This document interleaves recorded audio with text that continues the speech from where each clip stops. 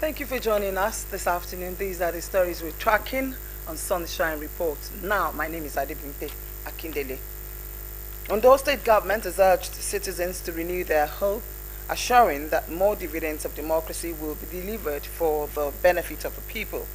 Governor Lucky Aiyedatiwa gave the assurance while addressing worshippers at the 65th Independence Anniversary Thanksgiving service held at the Chapel of Annunciation, Archbishop Vining College of Theology, Akure. Government House correspondent Zimo Ebemi completes the story as presented from our studio. Nigeria at 65, a milestone that reflects the resilience, unity and determination of our people who have weathered challenges yet remain committed to building a stronger nation. The Independence Anniversary Thanksgiving service in Akure was therefore more than a ritual. It was a time to reflect on the country's journey so far and to offer gratitude to God for sustaining the nation. The chapel was filled with dignitaries, leaders and citizens from all walks of life who gathered to celebrate the historic day. Addressing the congregation, Ondo State Governor Lucky Aiyedatiwa expressed gratitude to God and reassured the people that his administration would not relent in creating an enabling environment for progress and development. If not for God, there would not have been any entity called Nigeria because of all that we have gone through. God has kept us through 30 months of civil war, ethnic and religious conflicts, economic turbulence, health crisis, COVID-19, and so on, and other many travails that were passed through as a nation. For this and many others that are not mentioned, individual challenges and crises, and here we are alive to witness this day. We owe him, our God, gratitude. We have set out with sincerity to build a government of service, accountability, and progress. In the last 7 months, much has been achieved, yet I stand before you to humbly say that we are only just beginning. The governor also reaffirmed support for religious bodies in promoting peace and moral values, while pledging to pursue policies that bring the needed development to the state. Today, we must not only celebrate independence, but rededicate ourselves to the values of love, faith, justice, unity, and service for our nation. I really appreciate the role of the church in sustaining peace, unity, and moral direction in our land. In his sermon, the Bishop of Ijesha Northeast, Right Reverend Folusho Olushola, reminded Nigerians of the need to put God first in their personal and collective journeys, noting that only through divine guidance can the nation fulfill its destiny. There must be a national moral rebirth. So number one, the spiritual renewal. The new thing was beginning with repentance and for everyone to turn back to God. The service culminated in a joyous Thanksgiving on the next 65 years of Nigerian independence, a symbolic reminder that despite the hurdles, the nation's hope and faith remain unbroken.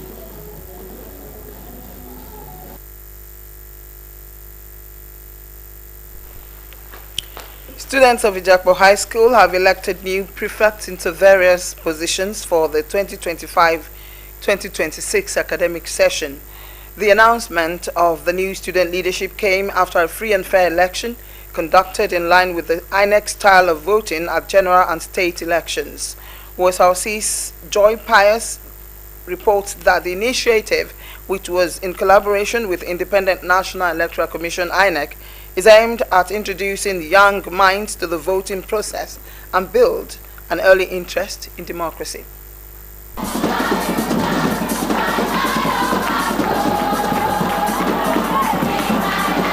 No fewer than 17 students of Ijakpo High School, Akure, keenly contested their favorite prefectship positions for the 2025-2026 academic session.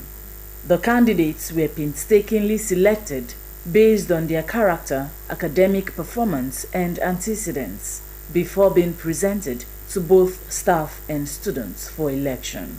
The candidates had earlier rolled out well-planned manifestos after days of rigorous electioneering, soliciting the support of fellow students. The election, which was conducted in a way similar to Nigeria's national and state elections, had the students participating in voting for positions such as senior prefect, boy and girl, health, social, labor, library, chapel, and sports prefect. With a population of 2,402 students, about 1,000 delegates were chosen to vote. The prefectship election, which held in the school premises, followed due electoral processes, which included voter accreditation, ballot casting, sorting, and vote counting.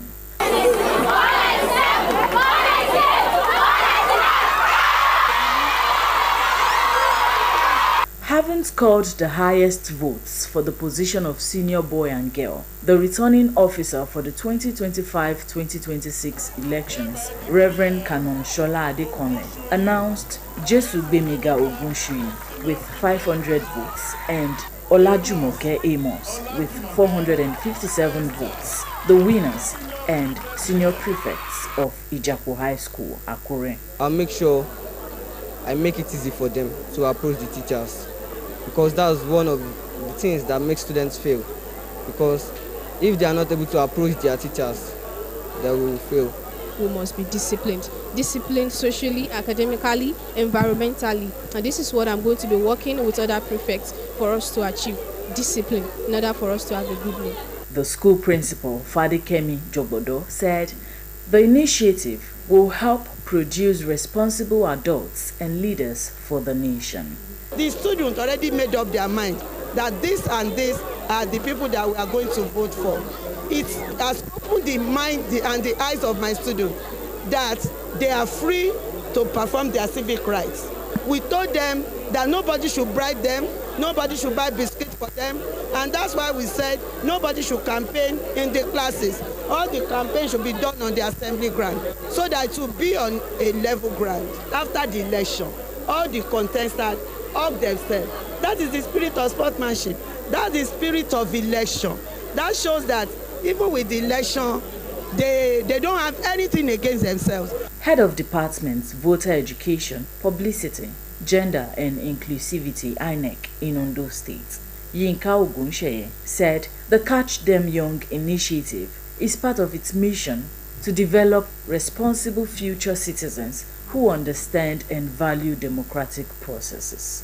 They must have been well informed about what is election, how do you do election, how do you register. You see today, we did accreditation and voting. We use their class list to do accreditation. So by the time they come of age, they will have imbibed the spirit, the tenets, so to say, of democratic election. They were urged to collaborate the school administrators to transform the citadel of learning for the next 1 year, with calls to other schools to adopt the model. Joy Pius, Osrc News. Still on school matters, a comprehensive high school has now received the full attention of Ondo State government with the deployment of 16 additional staff. The secondary school, originally established by the community to bring education closer to their children, was officially taken over by the state to ensure affordable and quality education. Now that the school has resumed fully as a government-owned institution, Omoriola Ngbeji examines the difference this development is making in the community. Before now, the nearest public secondary school to Aye community in the federal local government area was a Kota secondary school about 4 kilometers away. A community of 39,463 population as recorded at the 2006 census. UNESCO recommends that schools should be within the 3-kilometer radius for easy access. On June 3rd, 2025, during the third term of the 2025-2026 academic session, the Ondo State government handed over the certificate of approval and takeover letter to the leadership of Aye community 2 years after the school's establishment. This certificate is more than just a document. It is a symbol of hard work. This made Aye Comprehensive High School the first government-owned secondary school in the area.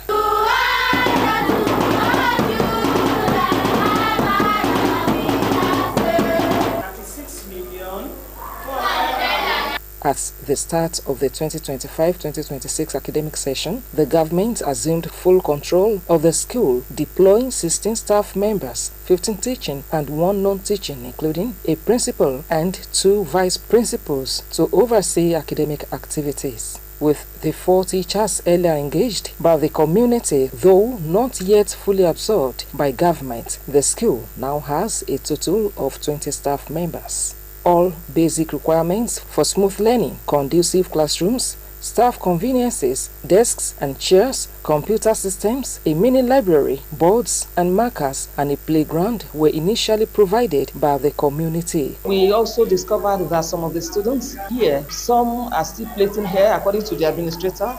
They are trying to convince the parents of the students to abide by the rules and regulations of the school. Hopefully, in the coming years, we'll come back to see how the school is faring. Vice Principal Rachel Olafisoye explained that the school had only reached Senior Secondary 1 before the takeover. It now runs up to SS2 with periodic visits from government officials. I was posted here on a Monday, this Monday, and when I got here, I realized that they've started registering the JS1 as the normal registration exercise like they used to do when they were still the community school. So I had to call the KBSC and the JS1 parents and put them through that it's not done like that, this and that. And that's why you are still seeing some of the JS1 in their mufti. According to her, the student population has grown from fewer than 30 to about 60 as more students now enroll from neighboring communities like Ijare and Irese. She noted challenges such as students lacking school leaving certificates and junior WAEC results, adding that the school management is working with government to resolve these issues. No government exam took place here before now, and they had their promotion exam and we have not done any test. So we are still teaching them raw. Then any topic that they did not do in SS1 like SS2 now, any topic that they did not treat in SS1, we have to go back to start from that SS1 topic. And we are getting there, but I know that we have to introduce lesson so that we can cover up before they have their joint exams. One of the transferred teachers, Adedun Ologbe, confirmed that the students are eager and ready to learn. Academically, they are good and they are teachable, and as well the environment of the school also is conducive. Students, including a newcomer from Ijare, expressed their excitement at the government's involvement. I like this school. It's because how they teach us, and I love the teachers, how they teach us. We have many students now. Everything like computers, everything are in our school now.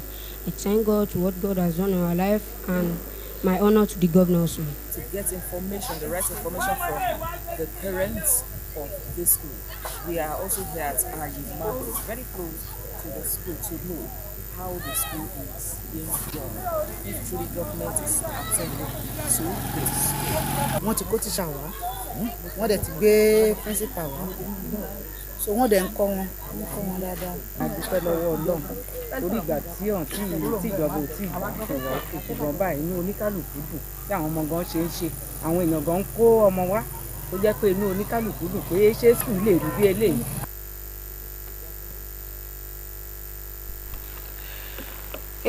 the meantime, scholarships and bursaries remain one of the most powerful tools in shaping the future of students. By easing financial burdens, they create opportunities for academic success, innovation, and personal growth. In this report, our correspondent, Nifemi Abayomi, looks at how Ondo State 2025 Scholarship and Bursary Scheme works, the requirement for access, and clears the air on the misconceptions surrounding the process. Education is a proven pathway to sustainable growth, and scholarships play a crucial role in making it accessible. To keep the pathway open, Governor Lucky Aiyedatiwa has recently approved 350 million naira for the 2025 Scholarship and Bursary Scheme. In 2024, bursary allowance were doubled from 10,000 naira to 20,000 naira per student, with 75,000 earmarked for students with disabilities and 100,000 naira for scholarship awardees, a clear sign of the administration's commitment to supporting talent. According to the Commissioner of Education, Professor Ibekele Ajigbefun, arrangements are underway to ensure prompt payment to over 12,000 Ondo indigenes in tertiary institutions across the country. Mr. Governor has approved the money, but the department that is responsible for bringing up the students for the award, they are carrying out proper verification. Some of the schools, institutions, they had verified their students. The list we sent to them, because we have a website where all qualified students are expected to register, but we still have to go to those institutions for the institution authorities to verify that this is our student. Truly, this student is in good standing. He has not been withdrawn, or she has not been withdrawn, and so on and so forth. So it is after that verification before disbursement can be made. So some of these schools have not verified their list. We are waiting for that. As soon as the verification exercise is concluded, they start to get their awards. The Commissioner outlined the eligibility criteria and explained the stages each application must pass through before scholarship and bursary are disbursed. All verified students who are indigenous of Ondo State that meet the requirement, for instance, for scholarship, there are certain requirements, certain CGPA, cumulative grade point average, that is their performance in either in the university or that tertiary institution. So that level of performance is needed for a student to get scholarship. The second category is a bursary award. Students that don't have up to that level of performance that is required for scholarship. Then we also have financial assistance. So it's a large number. The Senior Special Assistant to the Governor on Student Affairs speaks on the challenges faced by students and their expectations of the government. He noted that while thousands benefit annually, many are still out because they are unaware of the opportunities available. When you are asked to register, some will not even pay attention until the registration closes. So, what can you do? And sometimes, I can remember last year we gave extension twice for them to register. And like everybody knows, information is key.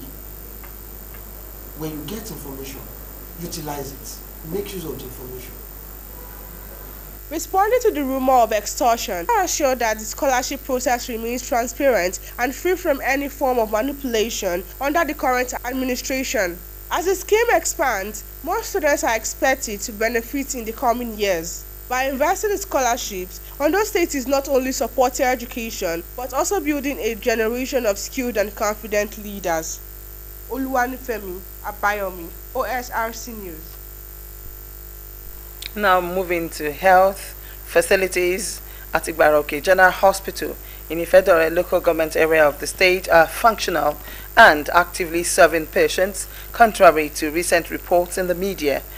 Prompted by the publication, Osrc's Joy Pius went on a fact-finding mission to the facility and reports that the claims of neglect and failing infrastructure are misleading.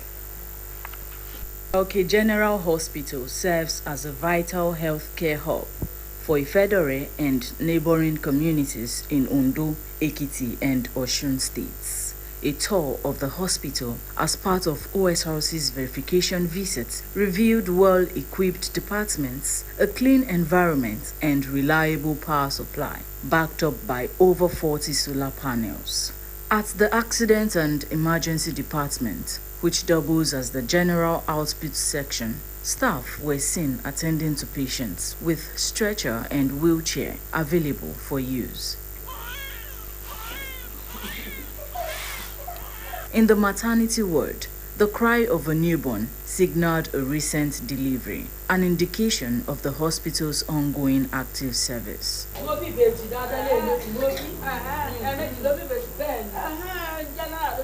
Patients commended the quality of healthcare and commitment of the hospital staff. Hospital Igbaroke Dagon, wọ́n máa ń tètè attend wa tá a bá wá. Àwọn nọ́ọ̀sì ò fi iṣẹ́ wọn ṣeré rárá. Kò sígbà kankan tá a wá tí ò sí dọ́tà àbí tí ò sí oògùn.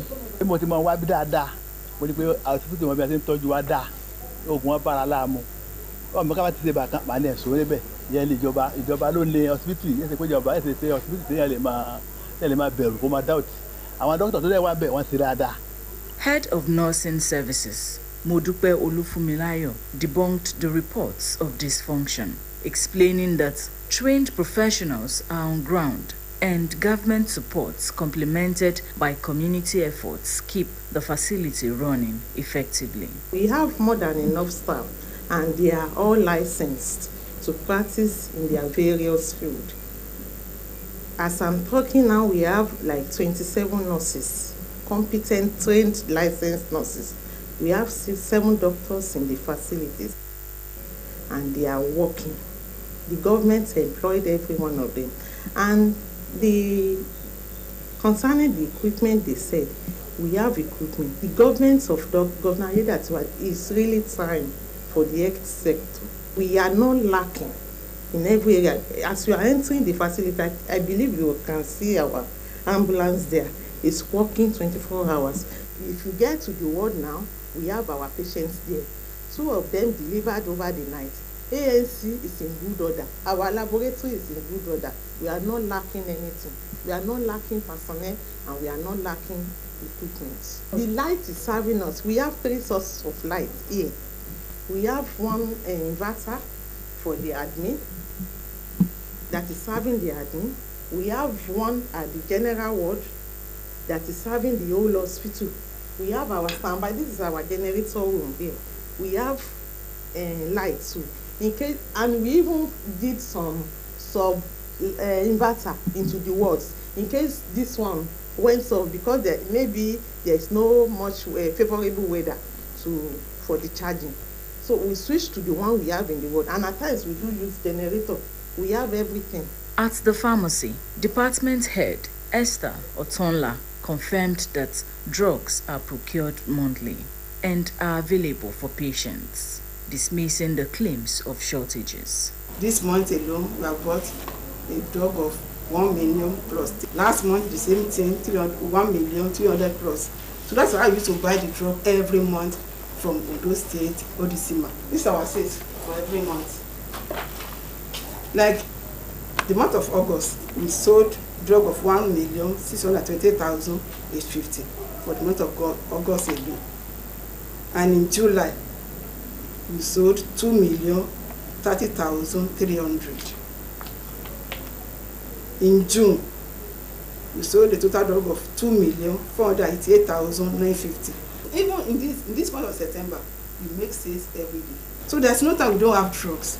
While the hospital management and patients have urged the public to disregard misleading media reports, they also urged the need for a facelift at the hospital entrance and the replacement of an old delivery van.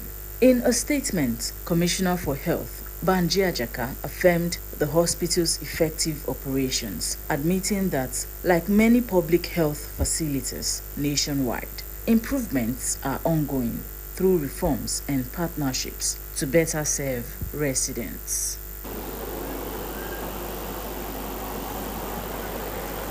Joy Pius, OSRC News. That's about all we can take for now. We'll bring you more reports later in the evening. Good afternoon.